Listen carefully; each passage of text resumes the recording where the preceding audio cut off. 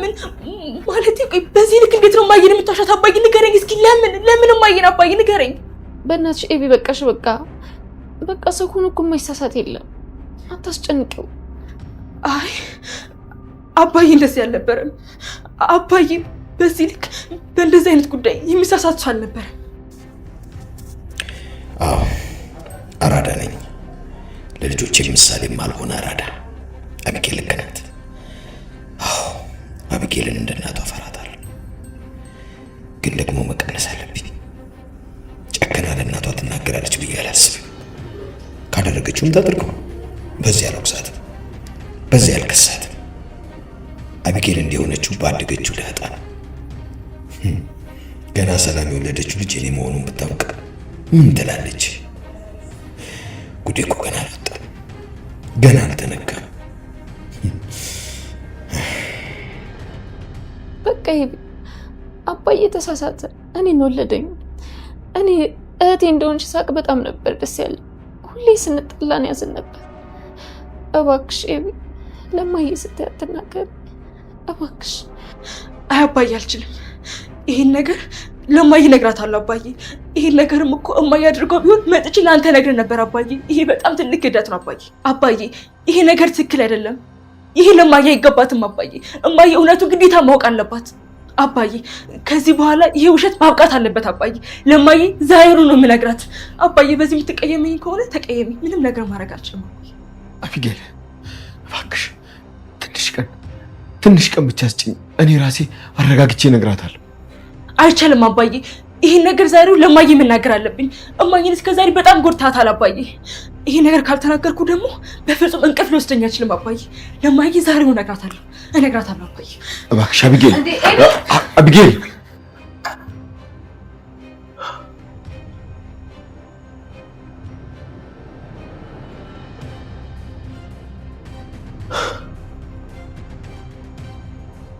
አቢጌል የሰማችው ማመን ከብዷት ዳጣ እህቷ ስለመሆኗ በድጋሚ ደረጀ እንዲነግራት ለብቻዋ ሳይሆን ዳጣንም ጭምር ጎትታ አምጥታ ክፍሉ ድረስ ገብታለች። ጫጫታውን ሰምቶ ከመጸዳጃ ቤቱ የወጣው ደረጀም አንድ ጊዜ ሚስጥሩ ስለወጣበት በድፍረት የመጣውንም ለመጋፈጥ ወስኖ በድጋሚ ለአቢጌል ዳጣ እህቷ ስለመሆኗ አስረግጦ ነግሯታል። እሷም እንደምንም ራሷን አረጋግታ ጉዳዩም ከዚህ በላይ ሚስጥር ሆኖ ሊቆይ እንደማይገባና ለእናቷ ከሄደችበት ስትመጣ ሁሉንም ነገር አንድ በአንድ እንደምትናገረበት ነግራው ክፍሉን ለቃ ጥላ ወጣለች። አቢጌል የእውነት ይህንን ጉዳይ ለማርታት ነግራ ሲሆን ሀሳባችሁን ኮሜንት ላይ ጻፉልን። ከዚህ ሁሉ አስቀድሞ አቢጌልና ደረጀ መኪና ውስጥ ተቀምጠው እያወሩ እሷም በንዴት እንደዚህ አይነት አባት መሆንህን አላውቅም ነበር አባዬ። እውነት ግን አንተ ከማዬ ውጭ ሌላ ሴት ጋር ሄደ ልጅ ወለድ አባዬ። ጭራሽ ደግሞ እኮ ልጅቷንም እኛው ቤት አምጥተህ እማዬ ሳታውቅብህ እያኖርካት ነው። ያም አልበቃ ብሎ የጓደኛዬ ልጅ ናት ብለህ ዋሽተኸናል አባዬ። የእውነት በጣም ነው የታዘብኩ። ምናልባት እድሜ ልኬ እንደኮራውብህ ከዚህ በኋላ ግን በጣም አፍርብሃለሁ አባዬ ብላ ስትለው ደረጀም በሀዘን እንዲሁም በንዴት ስሜት ውስጥ ሆኖ አቢጌል በቃ ልጄ ናት፣ ምን ላድርግ? የአብራኬን ክፋይ አውጥቼ ልጣል? ወዴት ላድርጋት እስቲ ንገሪ። ለእናንተ የሚጨክን አንጀት እንደሌለኝ ሁሉ ለእሷም የሚጨክን አንጀት የለኝም። በቃ ልጄ ናት ብሎ መኪናውን አስነስቶ በፍጥነት ይሄዳል። በዛን ሰዓት ላይ ዳጣና ናታን ሁልጊዜ የሚጠቀሙበት ካፌ ተቀምጠው እያወሩ ነበር። እሷ በጉዳዩ ተጨንቃ እየተብሰለሰለች፣ እሱ ደግሞ እሷን ለማረጋጋት እየሞከረ ነበር። ዳጣም ትቀጥልና በቃ ዛሬ ይነግራታል። በዛ ላይ እሷ እርግጠኛ ሆና አለቀውም ብላለች እኮ ባለፈው ስናወራ እኮ አንድ ሳይቀር ሁሉንም ሰምታለች ብላ ስትለው ናታንም ከነገራትማ በቃ ለማዬ መናገሯ ነው ዳጣ፣ በቃ አንድ ዘዴ መፈለግ መቻል አለብን ብሎ ሲላት እሷም ተስፋ በመቁረጥ ስሜት ውስጥ ሆና ምን ናታን እንደገና ሌላ ውሸት? እኔ አሁንስ ትክት ብሎኛል። በዚህ እናቴ ትናፍቀኛለች፣ በዛ ደግሞ እህቶቼ እንኳን እህታቸው መሆኔን አያውቁም። ሁሌ ሰቀቀን ትክት ነው ያለኝ ብላ ስትለው ናታንም ቢሆንም ግን ዳጣ አንድ ነገር ማድረግ መቻል አለብን። ከሰማ አባዬ ለራሱ በጣም ነው የሚያዝንብን። ደግሞ ሚስጥሩ ለራሱ ከኛ ነው የወጣው። ስለዚህ ዳጣ በቃ አንድ ነገር አድርገን ይህን ቤተሰብ ልንታደገው ይገባል። መፍትሄ አናጣም። ከአባዬ ጋርም በግልጽ እናወራለን ብሎ ይላታል። በዛን ሰዓት አቢጌል በሀዘን ስብር ብላ ለብቻ ወደ ቤት ትመጣና ትመጣና መኝታ ቤቷ ገብታ ትተኛለች። ከትንሽ ቆይታ በኋላም ደረጀና ማርታ ሆነው ከኤርፖርት እህቷን ተቀብለው ወደ ቤት ይመጣሉ። እህቷ መዲም በቤት ገብታ ከተቀመጡ በኋላ እያወሩ ቤታቸው አካባቢ ሁሉም ነገር በጣም የሚያምር እንደሆነ ትነግራታለች። ማርታም ትቀጥልና አመሰግናለሁ የኔ ቆንጆ፣ ግን አሁን ወደ ሌላኛው ቤታችን ሳንሄድ አንቀርም። አንዳንድ እቅዶች አሉን፣ ያንን ካሳካም ማለት ነው ብላ ስትላት መዲም ጥሩ ነው፣ ግን እኔ የምለው እና አቢጌልስ በጣም ነው ናፈቀችኝ ብላ እያለች ባለችበት ውሃ እየሮጠች መጣ አክስቴ ብላ ታቅፋታለች። ምጥንም ተከትላ መጣ ሰላም ልትላት ብትሞክርም ነገር ግን የማርታ እህት መዲ ፍቃደኛ አልነበረችም። ምጥንም በነገሩ ግራ ተጋብታ በዝምታ ሶፋው ላይ ሄዳ ትቀመጣለች። ውሃም ትቀጥልና ግን አክስቴ ምን አመጣሽልኝ ብላ ስጠይቃት እሷም ለካ ቁመትሽ ብቻ ነው ያደገው፣ እኔስ ምትወጂውን ቸኮሌት ታምጥቼልሻለሁ ብላ ስትላት ውሃም ቀጥላ